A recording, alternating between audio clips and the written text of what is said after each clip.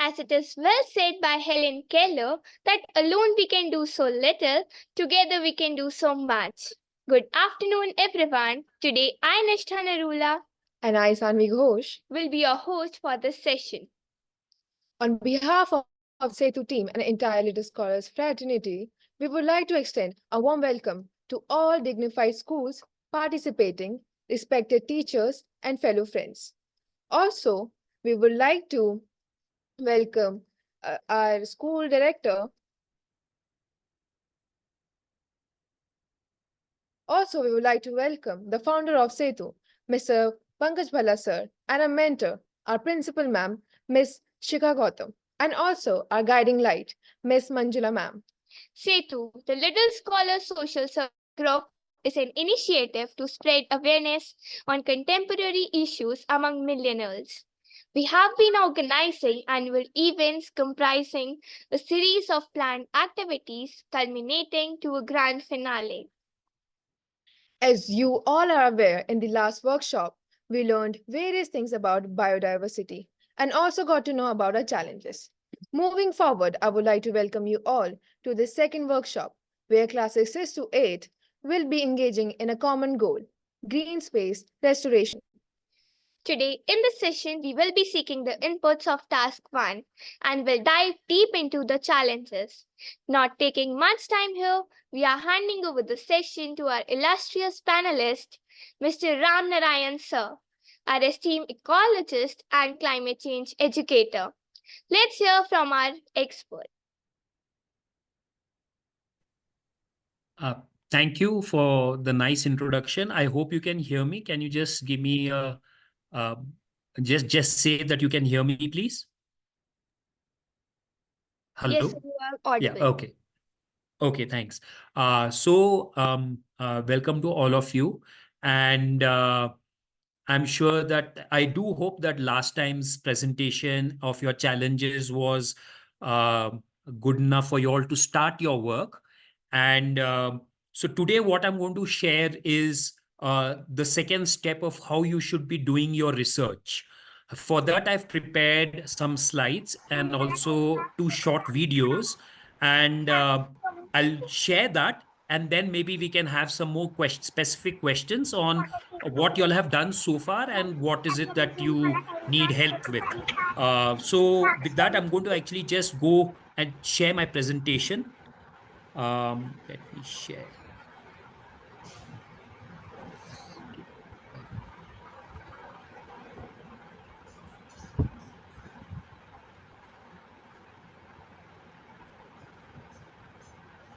Just let me know if you can see the slides.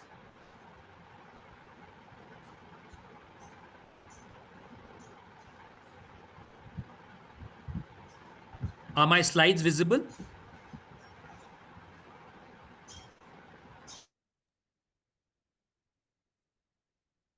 No, sir, not right. No, Just let me see what's wrong.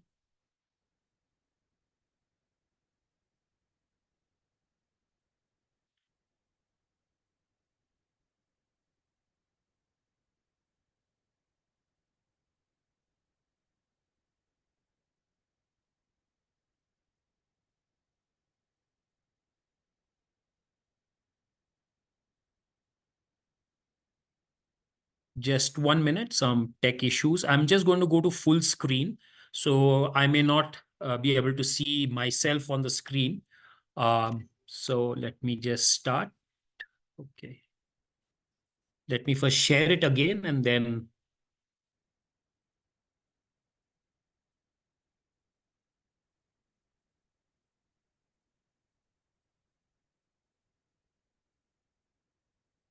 Can you see my screen now? Yes, sir. Yes, sir, it's Okay. visible. Yes, sir. Okay, so last time we actually shared how you should approach your challenge and what your challenge is. There were a few questions that came over chat and email, and I hope that all of y'all have been able to do at least one visit to your field sites. Can y'all just give me a thumbs up if y'all have managed to do that?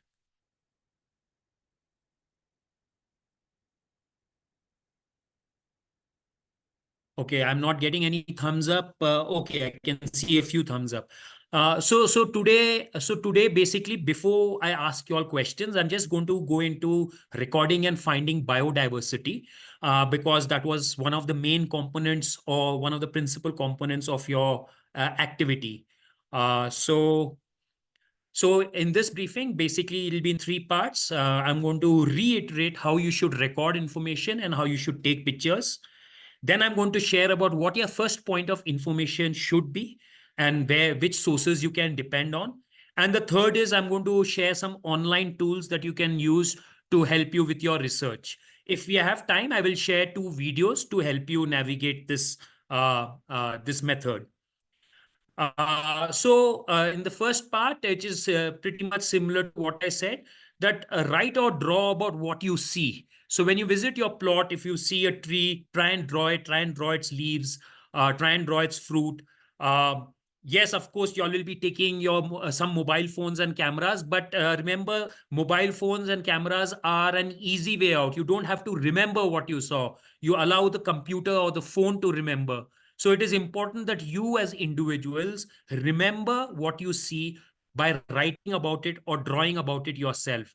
That will give you an understanding of what you're seeing. Maybe you will be able to observe things that you wouldn't normally have seen otherwise. So your first point should not be to take pictures, but is to look at what you're seeing and draw it. And if you're not good at drawing, like I'm terrible at drawing, so I draw something and I write notes against it. So I draw a nose and I'll say this is supposed to be a nose. I'll draw a bad feet and I'll say this is supposed to be the feet, or anything like that. So don't worry about your drawing skills. Just make sure you describe what you are drawing or you write about it. The second is to find out the local and common English names of what you're seeing.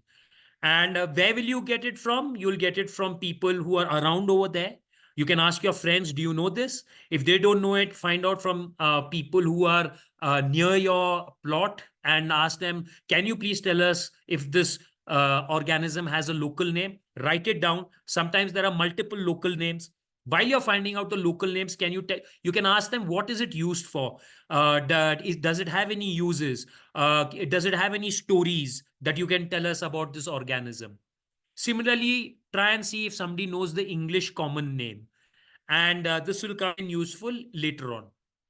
Finally, after you do this, or while you're doing this, please take pictures, because that will give you a long-term kind of evidence of what you saw, and we can cross-check and help you understand what you saw. I'm reiterating this because I think there are a whole lot of new people. When you go to the field, safety first, wear full sleeves pants, shirts, shoes, take a stick to poke around under grasses and rocks. When you flip the rocks, be careful that there's nothing under it. Flip it carefully. Go in small groups. Look, when you go to the plot first or second, just hang around there for 5 minutes. You don't have to immediately rush to do something. Just stand, look at bushes, look at plants, look at them very closely. Try and look at the underside of leaves. You'll find all sorts of fascinating things. And then, of course, you can take pictures of what you're seeing and you can do your drawing and writing. Once again, I'm repeating what we shared last time, how to take pictures. Take clear pictures from different angles. Make sure you take a ruler or you can use your hand as a scale. I generally use both a ruler as well as my hand. If I can carry a ruler, fine. If I can't, then I'll use my hand. But hand is not an accurate measure. Everyone's hands vary, so you will not get an estimate of the size. Take clear pictures of the flower, its stem, the stem of the flower itself, the whole plant, and the structure of the leaf. And if it's a large tree, you can go back and take the whole tree. Similarly, be patient for insects and other moving things. Some of them sit and many of them actually fly very fast or run away very fast. So be patient and you will be able to get good pictures. This is for mushrooms. Again, a warning, don't pick up mushrooms. Some of them are poisonous. So take pictures without feeding. And if you find something that is fallen, you can use a stick to turn it over and to take the underside. So I'm going to go to part 2 about what is your first sources of information, first point of information. People around you, local people, uh, ask them, your teachers, senior students. Some group said that they wanted to choose a farm plot, so they can contact the farmer and ask them what is growing. Usually in a small farm plot, you'll have maybe one, maximum two crops that are growing, unless it's a vegetable garden. Ask gardeners. If you have gardeners in your school, you can show them the pictures, show them the drawing, and ask them. Ask anybody you know who lives in that landscape. Ask them for the local name. Then using the local name, you can use other methods to find out its common English name and its scientific or binomial name. While you're asking people, do ask them if they know anything about the organism that you've seen and they have recognized. They might have some stories. They might have some interesting facts about it. You can note them down. Once you find its local name and you can kind of approximate its English name, you can go to the library and search. There may be books in your library. Ask your library in charge and search for plant, animal books, and you can search for what you found. Contact experts. I know that you have a lot of experts whose information has been given to you by email or WhatsApp. When you send them the information, make sure to send them good photographs, date and location, and any description that you have.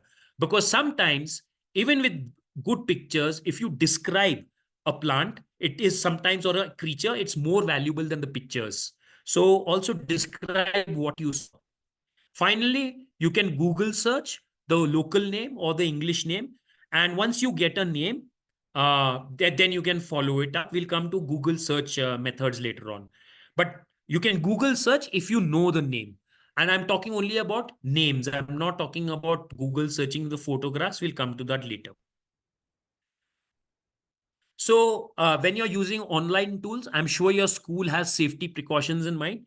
Try and be careful on the internet. Internet is full of lots of various spurious information and bad information. So you have to be very careful where you source your information from. I will share 7-8 websites and you may use those as a starting point. And once you figure out how to use them, then you can search for even more accurate websites to search information from.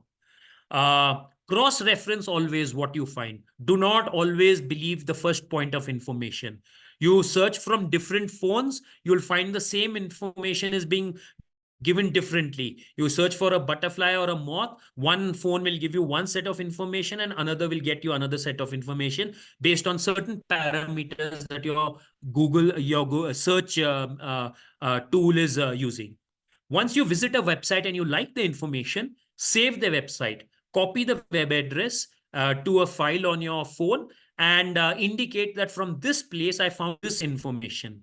Why is this important? Because tomorrow you find and say you give some information that, oh, there is some certain creature that we found and it is such and such. So we will ask you, where did you get this information from? Because like I said, remember, there is a lot of fake information being produced on the internet, and it is your responsibility to cross-refer, your responsibility to be careful, and then also have evidence of which you visited so that somebody else can also verify that you got information from a correct source. Later on, maybe we can also do a 2 or 3 slides on just referencing. Referencing, or rather, I'll just describe it. Referencing is just basically putting down where you sourced your information from. Website, book, person.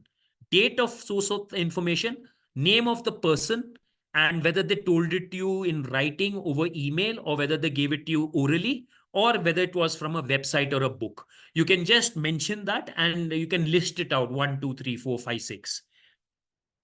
So I'm going to go to third is the online tools, and there are various online tools that you can use.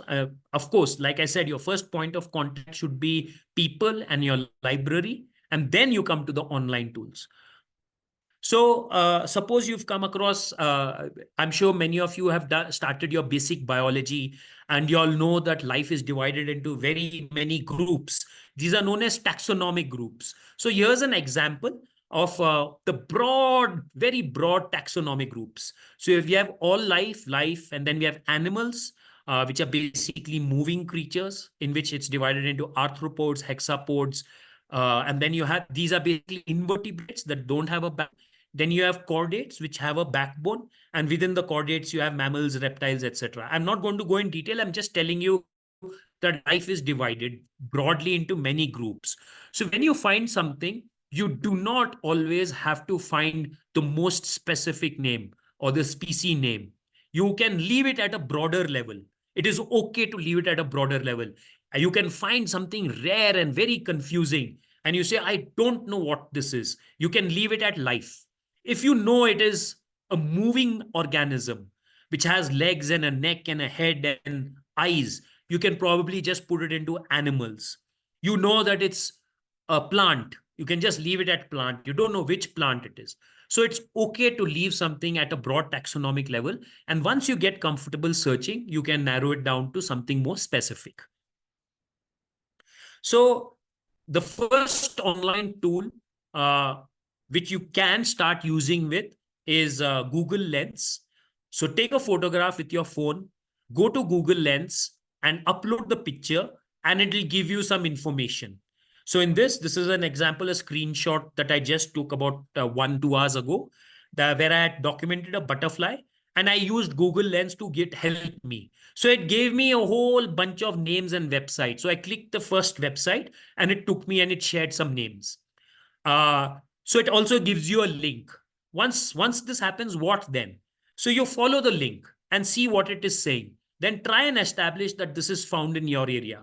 Remember, Google Lens will not tell you exactly what is there in your area. It will just look at other images on the internet, and it will give you the most popular set of results. Okay, so it is not configured to Kashipur or Uttarakhand or India or whatever. So if there are 1 million butterflies of a certain kind posted from the US, most likely if your butterfly is similar to that, it will take you to the American butterfly and not to the Indian butterfly. Anyway, this is your first point of contact, and you can follow the links. There are some concerns with this, is that when you use Google Lens, it's one way. It is only giving you information. You're not able to contribute back. You're not able to tell Google you're wrong. You're not able to tell Google that, no, what you have told me is incorrect. I want something else. So, and it's just using time. So you have to be careful. But remember, Google Lens is very good to give you the broadest level. You don't know whether it is a butterfly or a bee. Google Lens will tell you that. You don't know whether it's a frog or a lizard. The Google Lens will tell you that. That much you can be sure that Google Lens is very accurate. These are trusted sources on the internet. So when you go to Google and it gives you links, these sources you can trust. Wikipedia, generally about 90%, 95% of material on Wikipedia is very, very trustworthy. eBird, in case you're searching for birds, you can also install Merlin app. It will help you record bird calls and also identify birds. eBird is very good for Indian birds. There's no other tool you need to use if you want to find out about birds. Then there are a whole series of websites under BioAtlas of India, where they have separate websites for moths, butterflies, dragonflies, and many other organisms. This website is a little hard to use, but it is amongst the most accurate bits of information that you can get.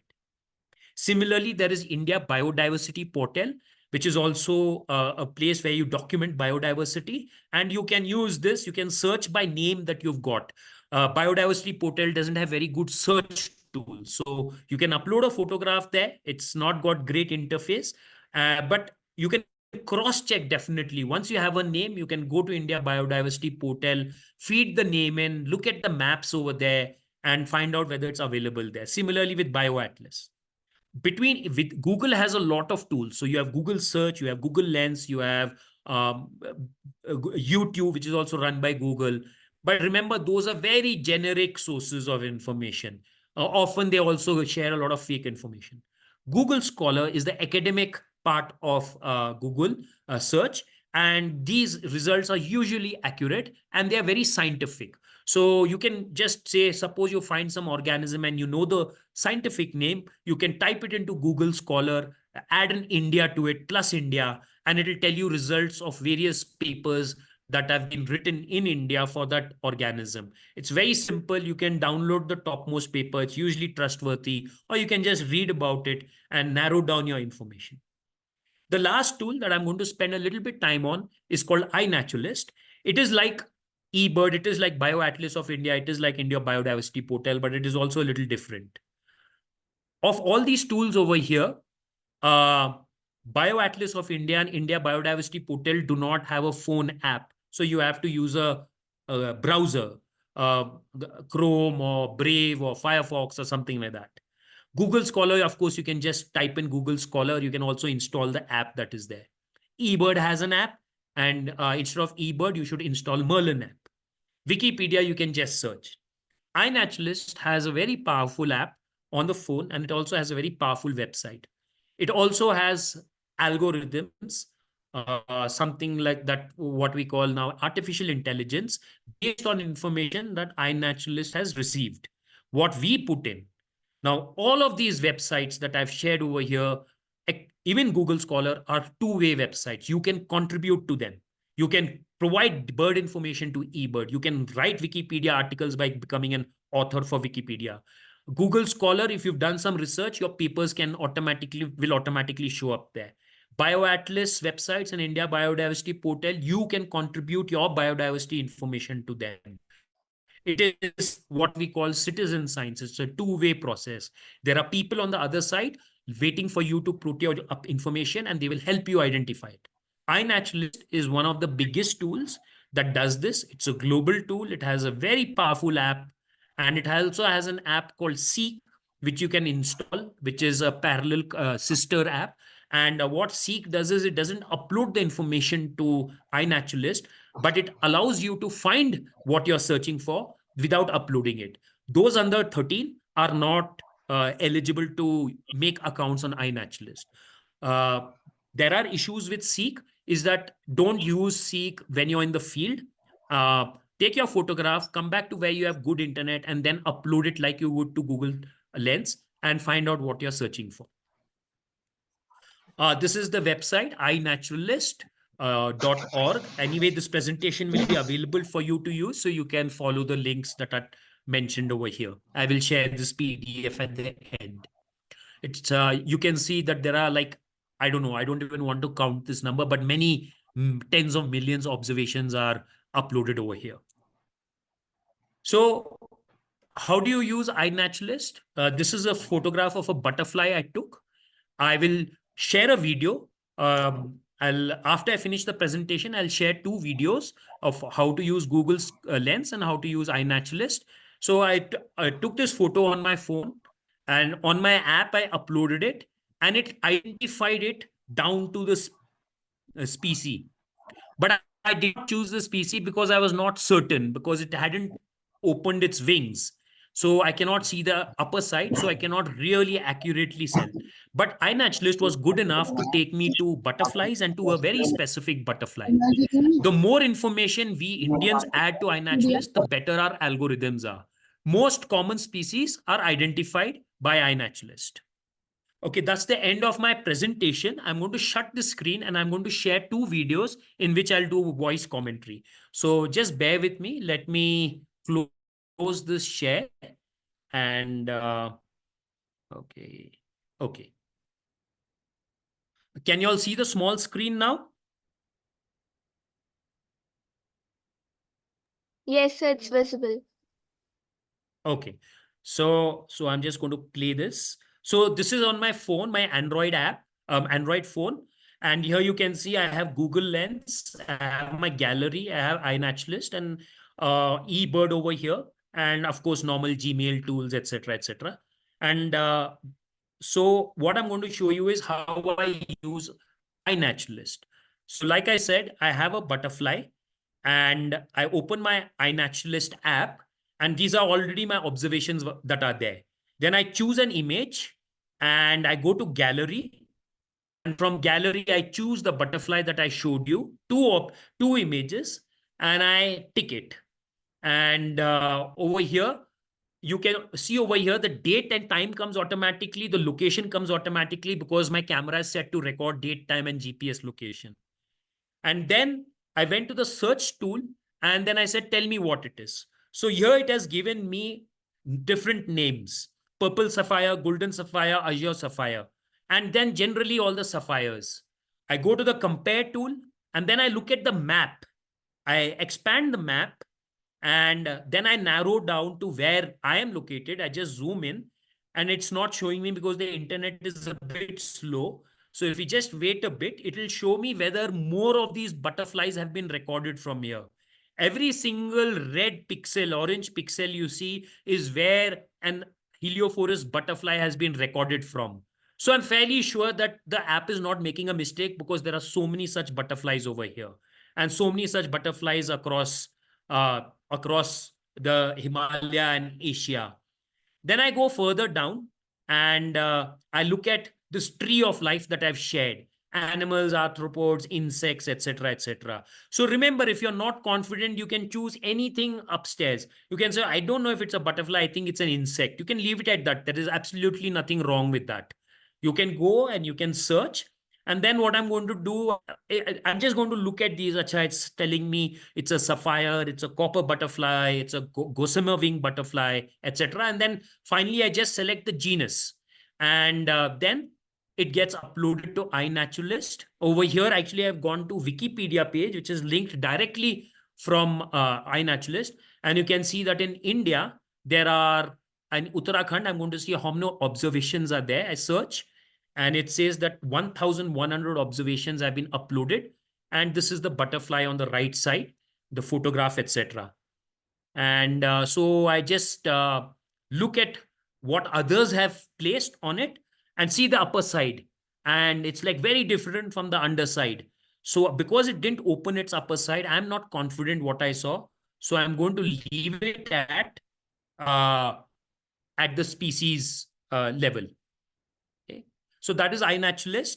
And I'm going to share now how Google Lens works so that you can see the difference. Okay. Can you tell me if you can see my screen? Yes, sir, is visible. Okay. So this is Google Lens. I open Google Lens and I search with my, instead of camera, I search from gallery. The same image is over here. I zoom into the butterfly and I search for it. And over here, it's giving me names: India Biodiversity Portal, Wikimedia, Butterflies of India, etc. But I'm not really confident about this name. So I look for some results and then I go and I open India Biodiversity Portal and I look at the name that it has provided me over here. Again, the website is a little slow, or rather internet is a little slow. So over here, it tells me that it's a Latin name and it tells me it's local in common English name. And it looks very similar to my butterfly. But on iNaturalist and even here, I'm not confident. So I have left it. Here also, you can zoom into a map and you can see where all it's been documented from. This particular instance is just one. And okay, so I'm going to stop sharing now. And just let me close my presentation, please. Yeah, okay. So now I'm open for questions and any other queries that you may have.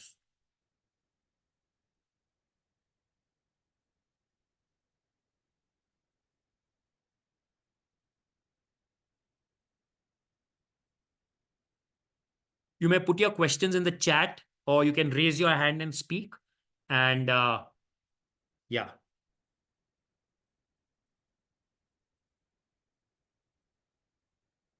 Give me a thumbs up if you found this presentation useful, because I'm not able to gauge reactions.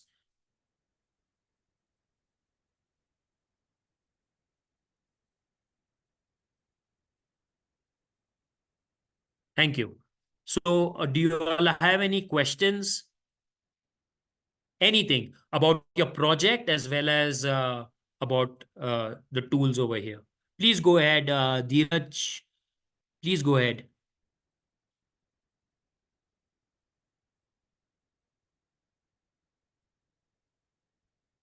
Okay, there are a couple of questions over here. First is Arushi Pai from Flora Fusions. She says, how can we download this application? So first is if you're over 13, you may use this application.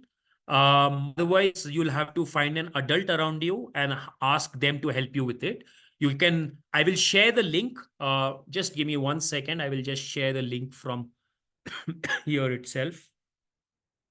I'm going to share the Google app link and the iPhone app link. Remember, it also has a website which you can use if you don't want to use the app. I'm just going to give you the website. If you go there, you can find sources. Okay, and this is the App Store.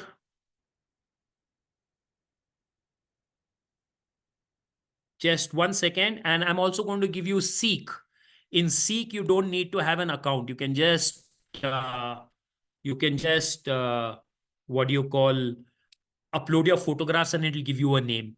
But remember, don't use Seek when you're in the plot because it's very slow and it requires good internet. Okay, so there are more questions. There is Earth Enthusiast, Jivika. May I request you to post the questions to the entire group so that everybody knows? Earth Enthusiast, Jivika, please tell me how to present this project. So there are, we have left the form for presentation to y'all. We have given some guidelines in my previous presentation. Do a slideshow. You can draw charts about what you saw and present it as a visual exhibition. You all can do a short video of your plot and interesting aspects. You all can write stories and but remember, we would prefer an audio visual presentation because we are online. So if you do something only on paper, we'll still need to be able to see it and hear you. We want to hear each one of you groups. It's not just enough to write it down on paper. We want to hear you as individuals and as a group. Please do look at the earlier presentation. There are some guidelines over there. Second is Arnav Chauhan of Flora Fusion asks, sir, what is more accurate, Google Lens or iNaturalist? It depends. Google Lens is very good for most common things. If you take a pigeon, it'll tell you it's a pigeon and it'll tell you the right name of the pigeon. But if you find something rare or rarer, if you find a frog, for example, most likely Google Lens will not be able to tell you. So use both. iNaturalist is a two-way process. It may not be accurate when you upload your information, but there are thousands of people who you can contact via iNaturalist. It is social media for nature. Not thousands, there are thousands of people on iNaturalist, but if you contact the right people, they will help you identify to a more accurate level. So it's not a static one-way process. Once you upload to iNaturalist, you are part of a larger group of people who are uploading information and sharing information and learning from each other. Okay, more questions. So you have shared many applications. Which applications do you prefer? Flora fixers to everyone. So yes, you're right. I rarely use Google Lens except when I'm very desperate and want a quick answer. My go-to application are eBird and iNaturalist. But to cross-reference, I use Moths of India, I Found Butterflies, Odonates of India. So, yes, so I use a combination and I'm not in a hurry. I wait, I ask people. I also want to tell you that around me, I have a library of about maybe 50, 60 nature books and maybe more. I also refer to them. And finally, I also ask friends and other people who are experts. I'm not embarrassed to say I don't know. I ask people, I just send them the image And the place, like I said, location, date, and I also describe what I was seeing. And I say, can you help me ideate? And there are many kind people in various places and forums who will help across the world and across India. But because we don't want you to be on in the wilds of the internet, we would like you to just restrict yourself to experts that Setu is sharing with you for the time being. So we have two more questions from Divneet and Flora Fixers to everyone and Earth Enthusiast. Do we have to show you the presentation? So from what I could understand, the guidelines are yes, you have to present to us so that we can kind of, understand what you're doing. And maybe the people from Setu can give a better idea of the schedule for presentations, etc.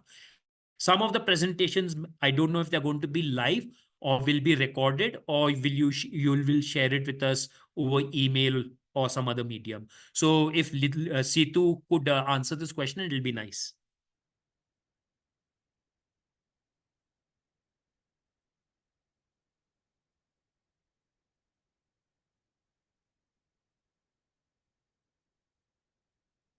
There is another question is, when do we have to submit it?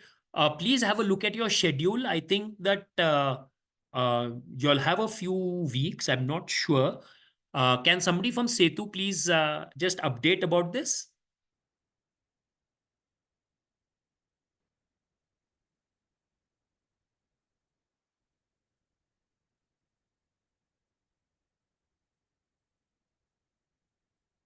Hi, little scholars. Are you all there? Yes, sir. Okay. Yeah. So there are some questions which I think Setu needs to answer. Is what the schedule is for when people have to submit it and how it's going to be shared with the panelists. So can you just update everybody on that?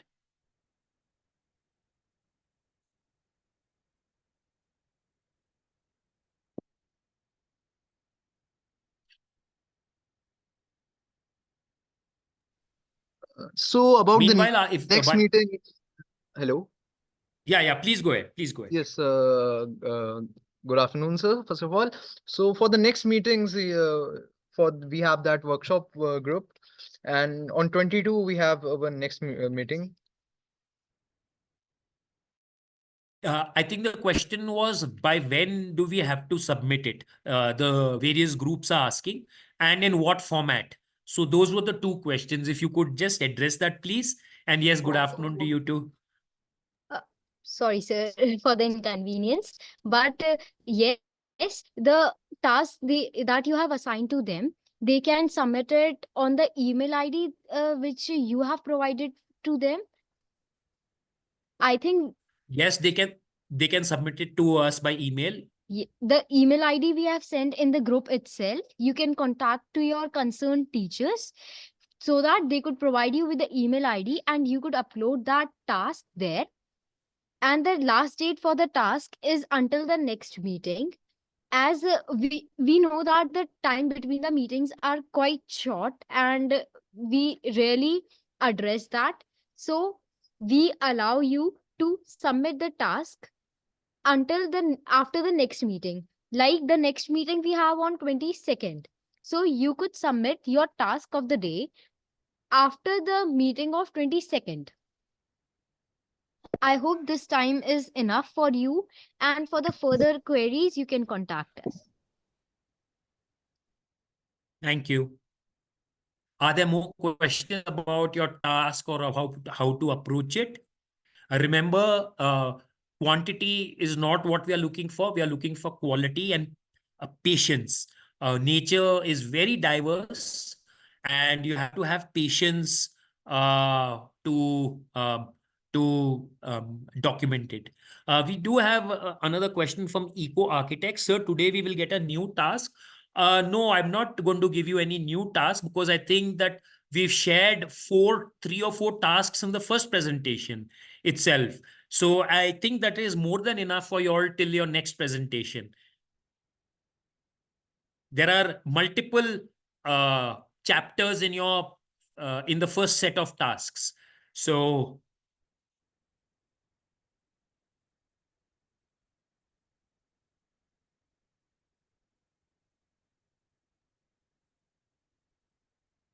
Does that answer your question?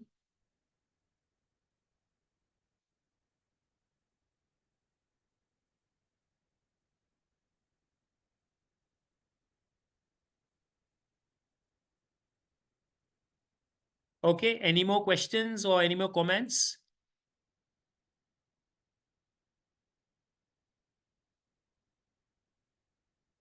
Remember, I just want to give you all some kind of encouragement that I will answer any question of yours.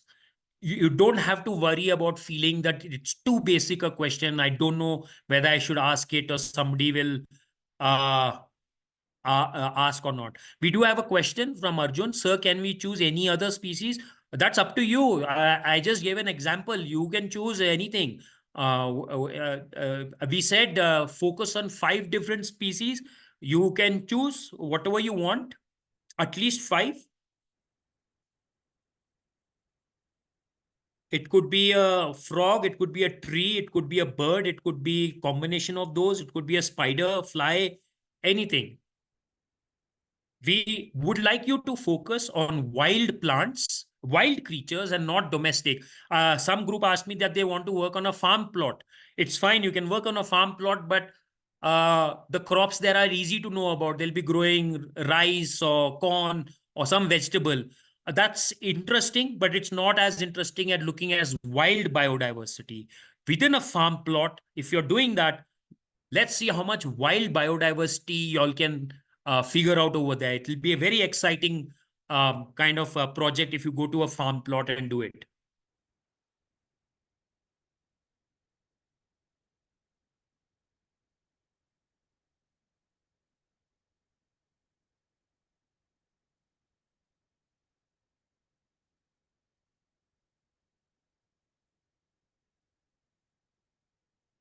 I will share this presentation, and if you have any confusion about the names of the website or anything like that, you can just look at my presentation and take the links from there.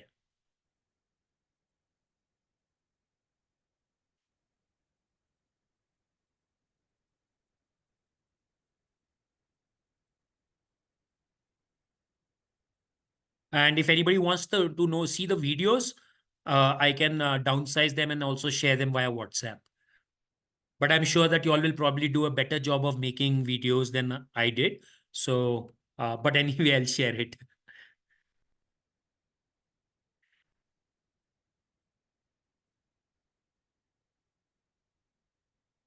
So, are there any more other comments or any other remarks? Otherwise, do you think we can conclude today's session?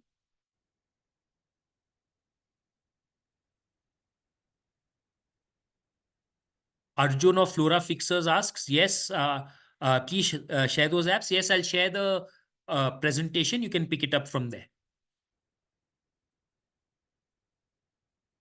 Remember, the apps are your last end point. You should do all your research before that.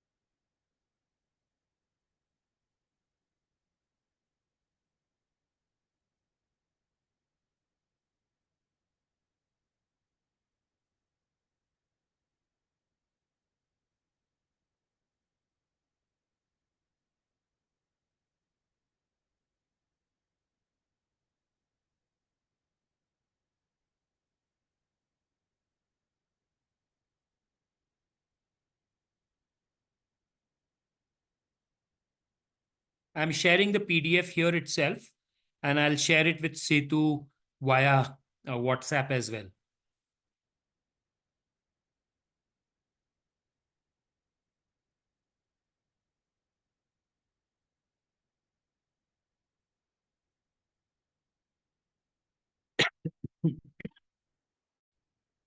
Earth enthusiast Hargun asks, do we have to create the present individually or with our team members? Yes, it's a team project, and Little Scholars has answered already. It's a team project.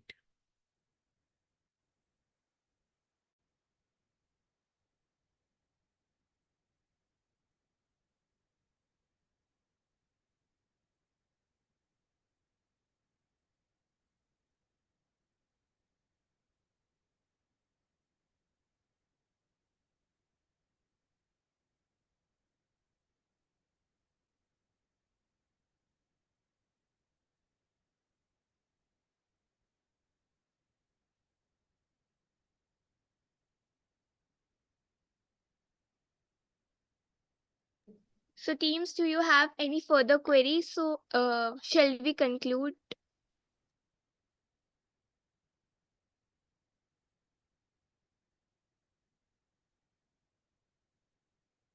I repeat, so teams, do we have any further query or shall we conclude?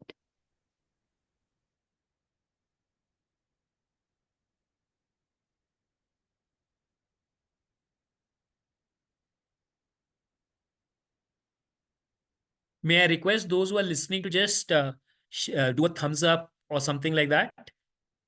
Because I'm always worried with blank screens whether there's somebody on the other side or not. So yeah, okay. I think we should conclude is Arnav Chauhan of Flora Fusions and others are saying no queries.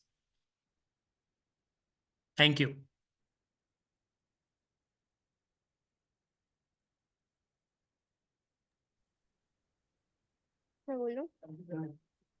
Thank you, sir. It was indeed an enlightening session.